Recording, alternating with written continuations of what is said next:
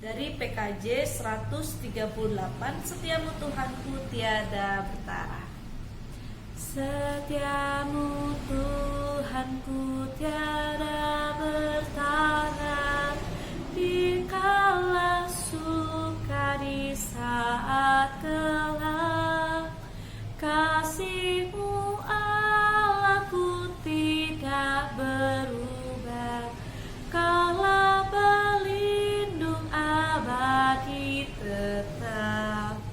Setiamu Tuhanku mengharu hatiku, setiap pagi bertambah jelas. Yang ku perlukan tetap Kau berikan, sehingga aku pun puas lelas.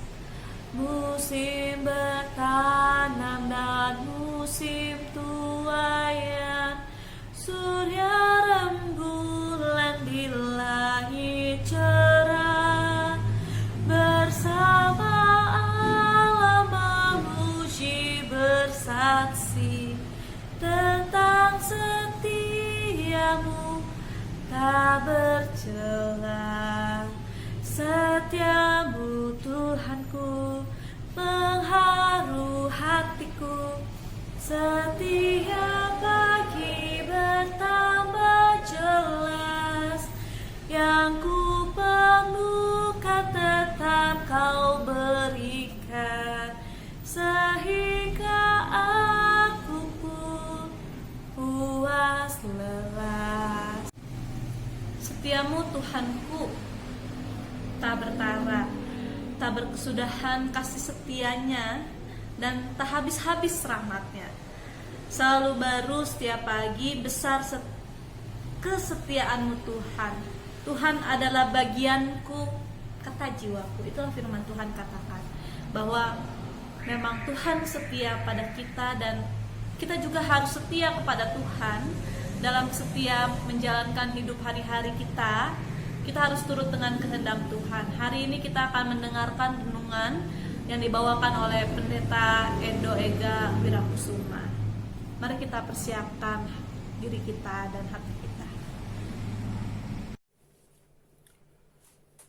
Shalom, Bapak Ibu Saudara yang dikasihi Tuhan, jemaat dan simpatisan GKI Gatot Subroto. Selamat sore, kita berjumpa kembali dalam acara persekutuan doa sore hari ini. Sebelum kita memulai, mari kita bersama-sama berdoa.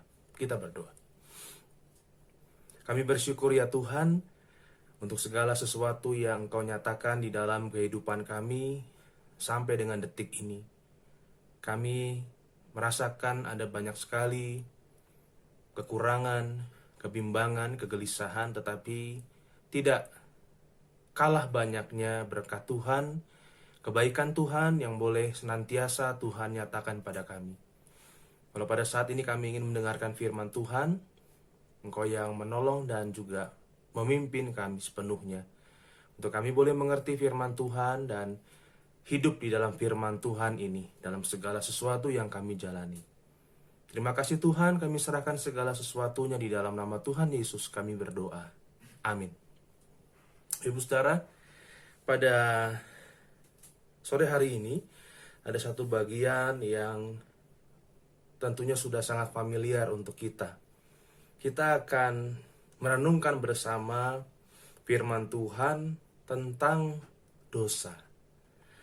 Dan bagian Alkitab yang menjadi bahan untuk kita adalah ketika peristiwa manusia jatuh ke dalam dosa yang tertuang di dalam Kitab Kejadian pasal yang ketiga.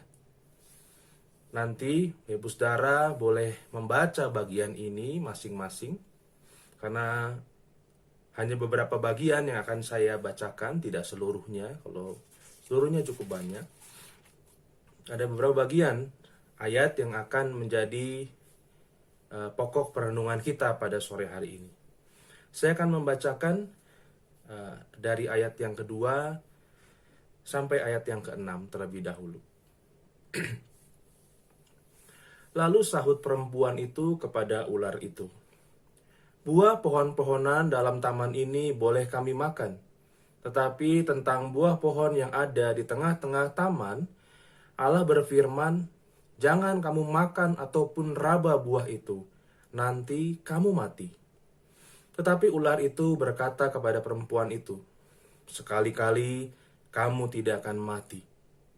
Tetapi Allah mengetahui bahwa pada waktu kamu memakannya, matamu akan terbuka, dan kamu akan menjadi seperti Allah, tahu tentang yang baik dan yang jahat." Perempuan itu melihat bahwa buah pohon itu baik untuk dimakan dan sedap kelihatannya. Lagi pula, pohon itu menarik hati karena memberi pengertian. Lalu ia mengambil dari buahnya dan dimakannya, dan diberikannya juga kepada suaminya yang bersama-sama dengan dia, dan suaminya pun memakannya. Sampai di sini, Ibu Saudara. Bagian tentang ketika manusia jatuh ke dalam dosa ini, kita biasanya maknai dengan bahwa ular itu yang mempengaruhi, ular yang menggoda Hawa, yang meyakinkan Hawa sehingga Hawa pada akhirnya mau untuk memakan buah yang dilarang oleh Tuhan Allah tersebut. Lalu Hawa juga bukan hanya memakannya sendiri, tapi memberikan kepada Adam, dan Adam ikut juga memakannya. Sehingga pada akhirnya Adam dan Hawa sama-sama melanggar perintah Tuhan Allah.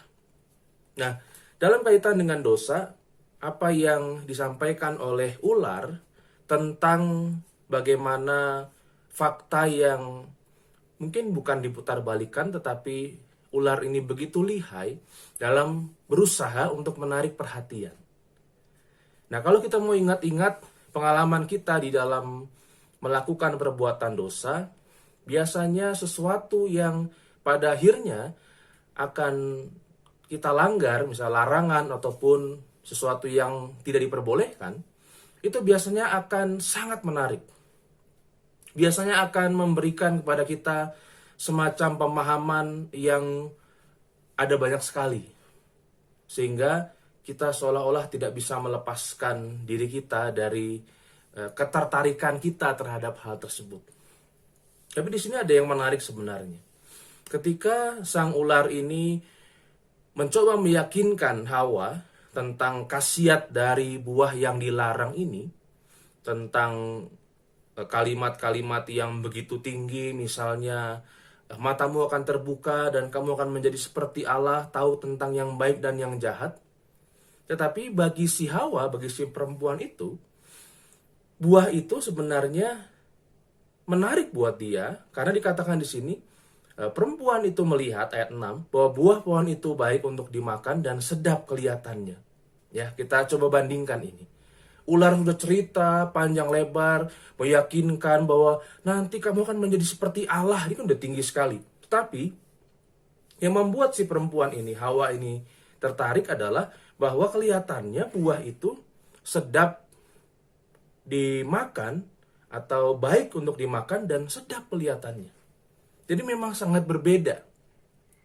Ya, seolah-olah mau menunjukkan kepada kita satu istilahnya fakta atau kenyataan yang harusnya kita sadari, bahwa kadangkala keinginan kita untuk berbuat dosa itu bukan dilandasi oleh cara pandang yang tinggi-tinggi gitu ya, yang jauh, yang jelimet, tetapi kadangkala alasan kita itu hanya karena hal yang sepele saja.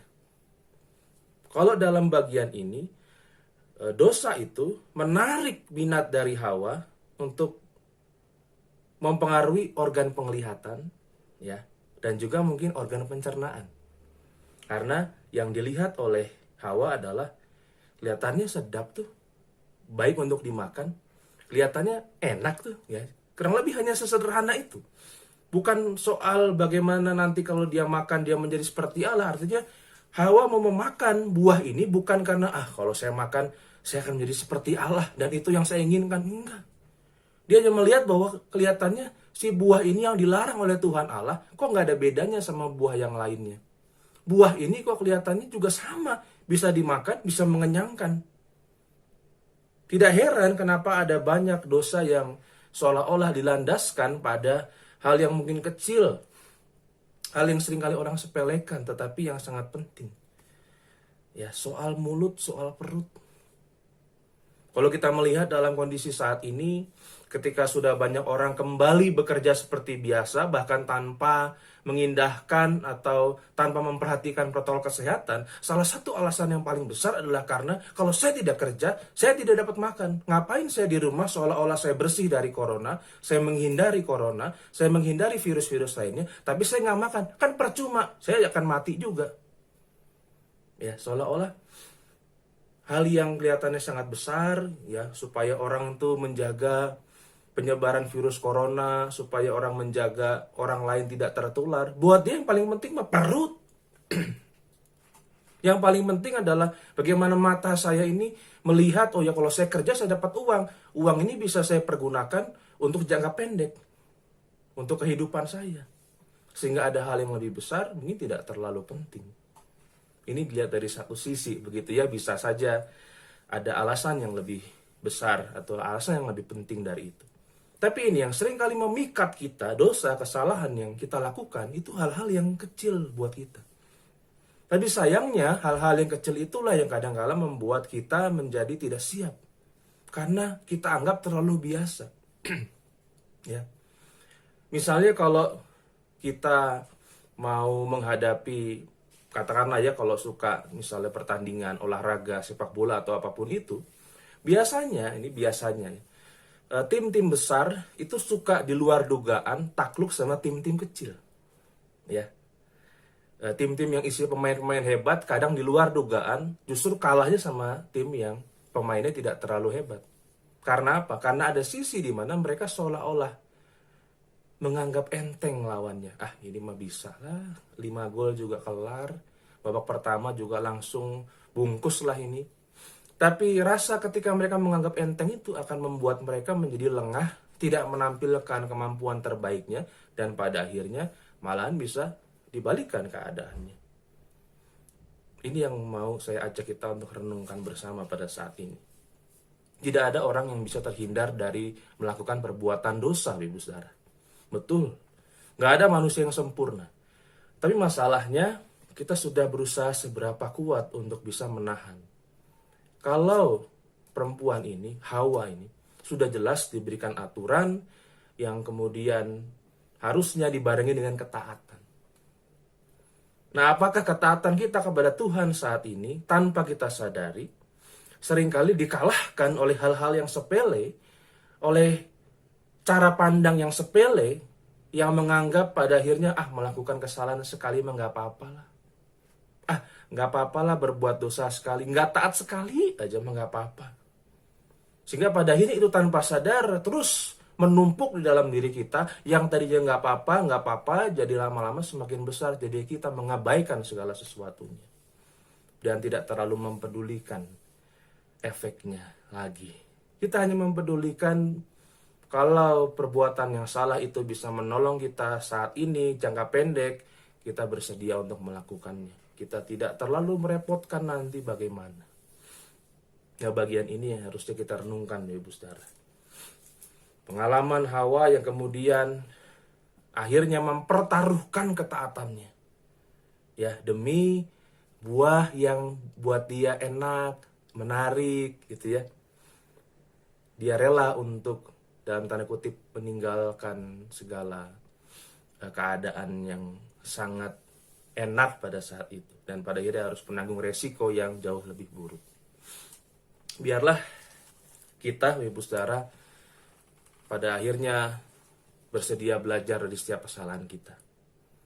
Ketika kita melakukan perbuatan dosa, kita diajak bukan cuma langsung otomatis minta ampun ya. Kadang kita tuh suka gitu, cepet tuh minta ampun aja tuh, minta maaf. Saya berdoa, saya berdosa, maksudnya. Saya berdosa, saya minta ampun lah. Habis itu mah lanjut lagi. Ya, percuma pada akhirnya. Kita diharapkan juga untuk belajar. Kenapa saya bisa melakukan kesalahan ini? Dan apa yang harus saya lakukan supaya saya tidak lagi melakukan kesalahan ini? Supaya saya menjadi anak-anak Tuhan, anak-anak Bapa di sorga, yang berusaha berlaku benar.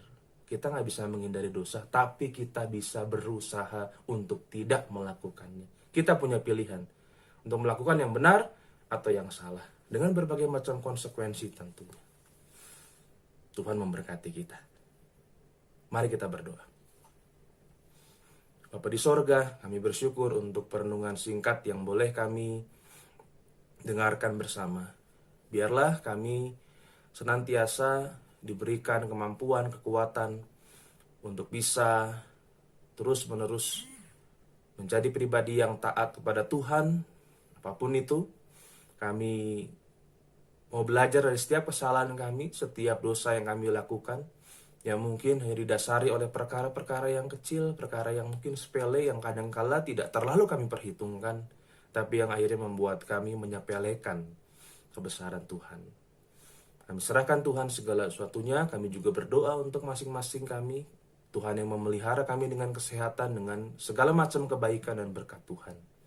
Nah, Tuhan, doa kami, di dalam nama Tuhan Yesus, kami berdoa dan mengucap syukur. Amin.